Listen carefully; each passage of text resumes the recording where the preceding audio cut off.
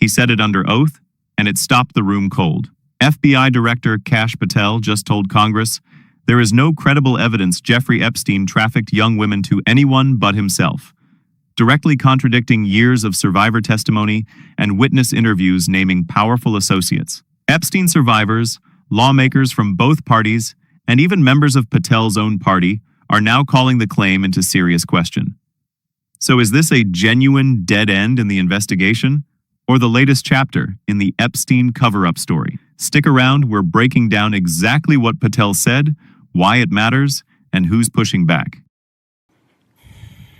Have you seen the Epstein files? I have not reviewed the entirety of it myself, but a good amount. Okay. Would it be fair to say that Mr. Epstein trafficked young women, including, in some instances, minors, for sex to himself? That was specifically the allegations in the 2018 indictment in the Southern District of New York. Okay. Who else did he traffic these young women to? In terms of what the investigation, again, going back to 2008, Mr. Acosta, who limited the investigation and limited the search warrants and limited the parameters of the investigation, the only thing we are able to speak to publicly, because he was given a non-prosecution agreement by Mr. Acosta, is that first time period from, I believe, don't quote me on this, 97 to 2001-ish. And then when the Trump administration courageously reopened it. Excuse me for interrupting, but I'm going to run out of time. You've seen most of the files. Who, if anyone, did Epstein traffic these young women to besides himself? Himself. There is no credible information. None. If there were, I would bring the case yesterday that he trafficked to other individuals. And the information we have, again, is limited. So the answer is no one? For the information that we have. In the files? In the case file. Okay. Now, President Trump has deferred to the FBI and the Department of Justice with respect to the Epstein records. He says it is your call about releasing them. And I understand that the department and the agency have decided to release them in cooperation with the House committee. Is that correct? Yes, sir. So you're releasing them a little bit at a time. Is that correct? We're releasing as much as we can, but we are limited by 3 different court orders, and the department went back to each of those judges to waive those court orders or have them lifted, and each of those judges declined. The question surrounding Jeffrey Epstein's trafficking network has taken another turn, after FBI Director Kash Patel reportedly said there was no credible information showing Epstein trafficked young women to other people. That statement puts the focus on a critical distinction: what investigators can establish with evidence versus what has circulated through public speculation for years.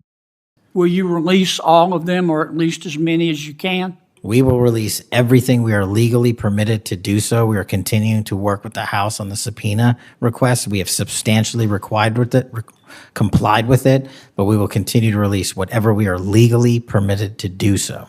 Okay. I strongly encourage you to do that, Kash.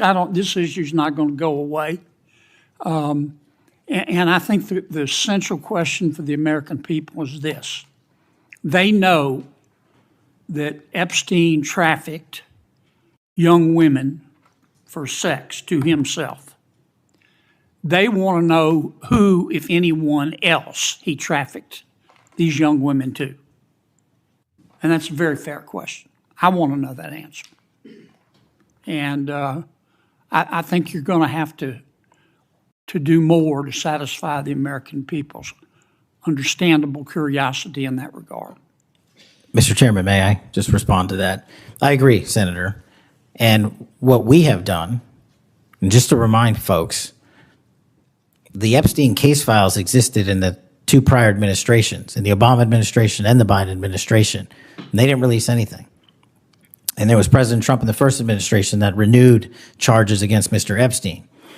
And I know it's a little complicated to understand, but what exists in the Epstein case files was a direct result of the limited search warrants from 2006 and 7, which hamstrung future investigations because of the non-prosecution agreement. And multiple administrations had the opportunity to look at the entirety of that case file and recommend prosecutions against anyone that was trafficked under Mr. Epstein and anyone that participated in that trafficking.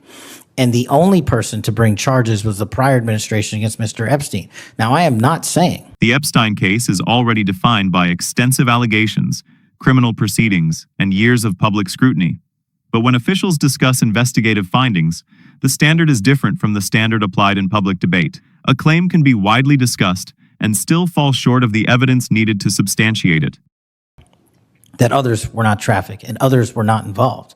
What I am telling you is that based on the information we have, and we have continuously and publicly asked for the public to come forward with more information. If there is, we'll look at it. But based on credible information, we have released all credible information, and the information that the Department of Justice and the FBI never releases is information on investigations that are not credible. And we don't release the names of victims who weren't credible, but in the same time, we don't release the names of victims who were credible. And so that's by law. And so the information we are releasing now is historic, and it is also to the maximum capacity that the law allows. And I know that's not going to satisfy many, many, many people. But if they wanted it done right, then the investigation from its origination should have been done right, and he should not have been given a get-out-of-jail-free card to do jail on the weekends for 12 hours a day, and he should have been investigated fully for the entirety of his crime and criminal enterprise, not just from 1997 to 2001. Senator Blumenthal. Thank you, Mr. Patel. FBI Director Kash Patel stood before the Senate Judiciary Committee and delivered a line that instantly reignited one of the most polarizing controversies in recent memory. Under direct questioning from Senator John Kennedy of Louisiana, who asked plainly who, besides himself, Jeffrey Epstein had trafficked young women to, Patel answered, without hesitation, that there was no credible information pointing to anyone else. He went further, stating that if such evidence existed, he would have already brought a case against those individuals. It's a striking assertion coming from the head of the nation's premier federal law enforcement agency, especially given how much public energy has been poured into demanding transparency around Epstein's network. For an issue that has haunted American political discourse for years, spanning multiple administrations, and igniting bipartisan suspicion, this moment in the hearing room felt less like closure and more like a spark thrown onto dry brush. What makes this claim so contentious is the gap between Patel's testimony and the mountain of testimony, depositions, and investigative reporting that has piled up over the better part of a decade. Survivors of Epstein's abuse have spoken under oath about being directed toward other powerful men. Court documents from civil litigation have surfaced names, some redacted and some not, tied to allegations of trafficking beyond Epstein himself. Even members of Congress, including Republican Representative Thomas Massie, have pointed to FBI witness interviews suggesting a list of individuals Epstein allegedly trafficked women to. A list Massie has said includes a Hollywood producer, a rock star, and multiple billionaires. When you place Patel's blanket denial next to that backdrop, the statement doesn't read as reassuring. It reads as a director drawing a hard line in a case where the public has been told for years that answers were coming. Patel did try to soften the claim in the same breath, adding the caveat that he wasn't saying others weren't trafficked or weren't involved, only that the FBI's own files didn't support bringing charges. That nuance is important and shouldn't be ignored in the rush to react. Law enforcement officials are bound by evidentiary standards that don't always align with public suspicion, and Patel noted that the FBI's investigative reach was hampered by a non-prosecution agreement struck by federal prosecutors in Florida nearly 2 decades ago, which limited what could be pursued. Still, nuance tends to get lost the moment a headline reads, "No credible information." And that's exactly what happened here. The optics of an FBI director appearing to close the door on further trafficking allegations, even with qualifications attached, land very differently than the substance of what he actually said. The political fallout from this testimony was immediate and came from unexpected corners. This wasn't simply a case of Democrats attacking a Trump-appointed official. Kennedy himself, a Republican, pushed back in the hearing, telling Patel he would need to do more to satisfy the American public's understandable curiosity. Survivors of Epstein's abuse released a joint statement days later, saying they were stunned by his comments, specifically invoking Virginia Giuffre's own sworn testimony, naming powerful men she says she was trafficked to, when the very people who lived through this horror are publicly contradicting the FBI director's characterization of the evidence.